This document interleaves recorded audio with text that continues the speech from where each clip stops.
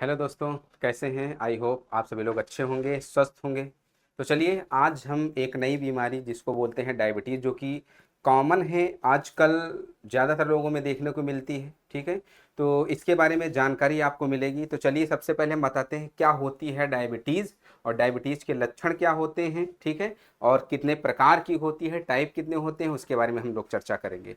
तो सबसे पहले हम आपको बताते हैं व्हाट इज़ डायबिटीज़। डायबिटीज़ है क्या? ठीक है, तो डायबिटीज जो है एक मेडिकल कंडीशन है। डायबिटीज जो है वो कैसी कंडीशन है? एक मेडिकल कंडीशन होती है जिसमें होता क्या है, ग्लूकोज का लेवल जो है वो बढ़ जाता है।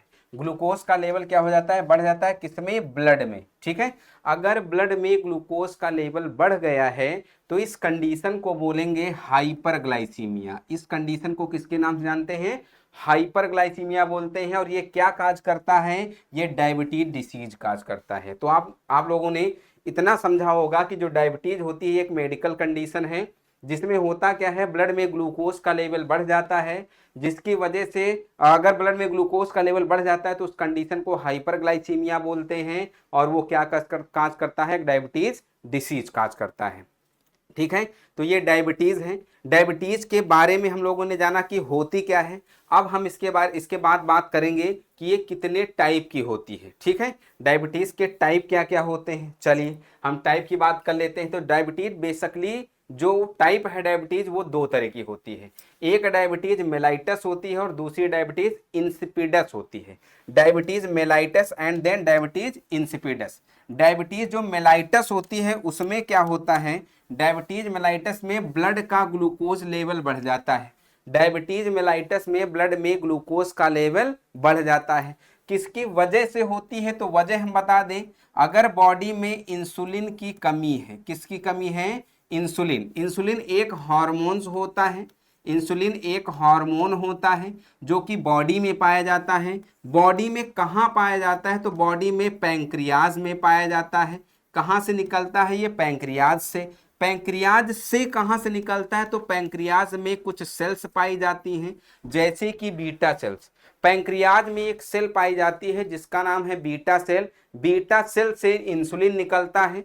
अगर इंसुलिन की कमी हो गई, अगर इंसुलिन की कमी हो गई तो बीमारी का नाम डायबिटीज मेलाइटस। याद रखना है, अगर इंसुलिन की कमी हो गई तो बीमारी का नाम डायबिटीज मेलाइटस। ये इंसुलिन की कमी जो है हार्मोन्स या पैंक्रियाज या बीटा सेल, ठीक है, बीटा सेल्स में अगर दिक्कत हुई, बीटा सेल में अगर दिक्कत हुई तो इसका मतलब क्या होगा? इंसुलिन में डिफेक्ट आएगा। इंसुलिन की कमी से कौन सी बीमारी होगी? डायबिटीज मेलाइटस नामक बीमारी होगी। दूसरी बीमारी जो है वो डायबिटीज इंसिपिडस। डायबिटीज इंसिपिडस क्या होता है? डायबिटीज इंसिपिडस जो होता है वो डायबिटीज मेलाइटस से थोड़ा सा अलग होती है। थोड़ा सा अलग इसलिए होती है क्योंकि इसमें ब्लड में ग्लूकोज का लेवल बढ़ जाता है। इसमें होता क्या है? ब्लड में ग्लूकोज का लेवल तो नॉर्मल रहता है, ब्लड में ग्लूकोज का लेवल तो नॉर्मल रहता है, लेकिन होता क्या है? लेकिन जो है किडनी का जो फंक्शन होता है वो गड़बड़ हो जाता है। मतलब किडनी अच्छे से फिल्टर नहीं कर पाती है ब्लड को। ठीक है, किडनी में फिल्ट्रेशन अच्छे से नहीं हो पाता है। अच्छा, फिल्ट्रेशन अच्छे से क्यों नहीं हो पाता है? फिल्ट्रेशन अच्छे से क्यों नहीं हो पाता है? फिल्ट्रेशन अच्छे से इसलिए नहीं हो पाता है क्योंकि ये जो डायबिटीज इंसिपिडस है ये होता किसकी वजह से है? तो यहाँ पे हम थोड़ा सा चर्चा करेंगे। वो इसलिए होता है, क्यों? क्योंकि हमारे ब्रेन में, ठीक है, हमारे ब्रेन में एक ग्लैंड पाई जाती है जिसका नाम होता है पिट्यूटरी। ठीक है, वो ग्लैंड क्या करती है? पिट्यूटरी के पार्ट होते हैं, जैसे कि दो पार्ट होते हैं। एक होता है एंटीरियर पिट्यूटरी, ठीक है, और दूसरा होता है पोस्टीरियर पिट्यूटरी। ठीक है, एक होता है एंटीरियर पिट्यूटरी और दूसरा होता है पोस्टीरियर पिट्यूटरी। तो जो पोस्टीरियर पिट्यूटरी होता है, पोस्टीरियर पिट्यूटरी से एक हार्मोन्स निकलता है जिसका नाम होता है ADH, जिसको बोलते हैं anti diuretic hormones. Anti diuretic hormones बोलते हैं। ये भी जो बीमारी होती है वो किसकी वजह से होती है? तो एंटी डाई यूरेटिक हार्मोन्स की कमी हो जाती है, जिसकी वजह से, एंटी डाययूरेटिक हार्मोन्स की कमी की वजह से एब्जॉर्प्शन अच्छे से नहीं हो पाता है। जो हमारी किडनी में फिल्टर करने वाले जो नेफ्रॉन होते हैं उनमें डीसीटी एक पार्ट होता है जहां पे ये एडीएच काम करता है। वहां पे ये करता क्या है, जो ब्लड को एब्जॉर्ब करवाता है। अगर इसकी कमी हो गई तो ब्लड अच्छे से एब्जॉर्ब नहीं हो पाता है। अगर ब्लड ब्लड अच्छे से एब्जॉर्ब नहीं, ब्लड में वाटर का एब्जॉर्प्शन करवाता है, ब्लड में वाटर का एब्जॉर्प्शन करवाता है नेफ्रॉन में, तो नेफ्रॉन से वाटर को एब्जॉर्ब करवाता है। वहां अगर इसकी कमी हो गई तो वाटर अच्छे से एब्जॉर्ब नहीं हो पाएगा, पूरी बॉडी में फिर से नहीं आ पाएगा। तो जब अच्छे से एब्जॉर्ब नहीं हो पाएगा तो वो यूरेटर के थ्रू बार बार पास होगा और बार बार यूरिन जाना पड़ेगा। तो ये याद रखना है कि जो डायबिटीज इंसिपिडस है वो किसकी वजह से होता है, तो एडीएच हार्मोन्स की कमी की वजह से होता है। ठीक, जो एडीएच हार्मोन्स है इसका अगर डिक्रीमेंट हो गया, ये अगर डिक्रीज हो गया तो बीमारी का नाम डायबिटीज इंसिपिडस। ठीक है, दो टाइप का होता है, एक होता है डायबिटीज मेलाइटस और एक होता है डायबिटीज इंसिपिडस। डायबिटीज मेलाइटस और डायबिटीज इंसिपिडस में अंतर इतना होता है कि जो डायबिटीज मेलाइटस होती है इसमें इंसुलिन की कमी की वजह से होती है, जो डायबिटीज इंसिपिडस होता है वो एडीएच की कमी से होता है। जो डायबिटीज मेलाइटस होता है उसमें बीटा सेल, उसमें ब्लड में ग्लूकोज का लेवल बढ़ जाता है, लेकिन जो डायबिटीज इंसिपिडस होती है उसमें एडीएच की कमी हो जाती। तो चलिए अब हम लोग सिम्टम के बारे में बात करेंगे। सिम्टम कौन कौन से आते हैं, लक्षण क्या क्या होंगे, जिनको डायबिटीज का खतरा होगा उनके लक्षण क्या क्या होंगे।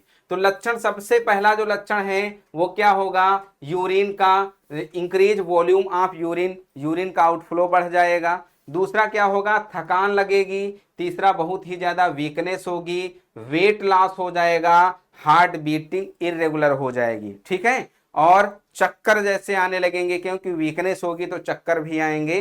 तो ये इसके लक्षण होते हैं डायबिटीज के। ठीक है, अच्छा, जब डायबिटीज पता चल जाए काफी समय से डायबिटीज है या है नहीं, उसके लिए कुछ टेस्ट कराए जाते हैं। तो इसकी बात हम लोग बात करेंगे कि लेबोरेटरी डायग्नोसिस ऑफ डायबिटीज, मतलब इसके लिए कौन कौन से टेस्ट होते हैं। तो हम बता रहे हैं, अगर रैंडम टेस्ट करवाएंगे तो एक खाली पेट होगा और फुल पेट। रैंडम टेस्ट में जो वो फुल पेट ही माना जाता है। तो अगर हम रेंज की बात कर लें, सबसे पहले उससे रेंज से पहले से हम बात करेंगे, अगर 3 महीने से ज्यादा की हमको शुगर चेक करवानी है कि पिछले 3 महीने से शुगर कंटिन्यू रही या नहीं रही, तो उसके लिए एक टेस्ट होता है जिसको बोलते हैं HbA1c, जिसका फुल फॉर्म है ग्लाइकोलेटेड हीमोग्लोबिन। ठीक है, A1c। ठीक है, ये पिछले 3 महीने की शुगर को कैलकुलेट करके बता देता है कि पिछले 3 महीने में डायबिटीज रही है या नहीं रही है। ठीक है, उसके बाद अगर हम रेंज की बात कर लें तो जो रेंज वैल्यू होगी वो कितनी होगी, अगर खाना खाने के बाद, ये नॉर्मल रेंज है, ये नॉर्मल रेंज वैल्यू की हम बात करेंगे। खाना खाने के बाद जो वैल्यू होती है वो चेक की जाती है। ठीक है, ग्लूकोमीटर से, तो आप 70 से 140 मिलीग्राम पर डीएल होगी। खाना खाने के पहले की जो रेंज होगी वो लगभग लिया जाता है 80 से 130 मिलीग्राम पर डीएल लिया जाता है। तो ये आज आप लोगों ने जो सीखा, जो समझा, वो डायबिटीज के बारे में सीखा। ठीक है, डायबिटीज क्या होती है, उसके कितने प्रकार होते हैं, उसके लक्षण क्या होते हैं, उसके लिए टेस्ट कौन सा होता है। तो ये डायबिटीज के बारे में आप लोगों ने सीखा। उम्मीद करते होंगे ये छोटी सी जानकारी आपको अच्छी लगी होगी, और अगर आपको यह जानकारी अच्छी लगी तो इसको शेयर करिए, सब्सक्राइब करिए और चैनल पे बने रहिए। Thank you so much.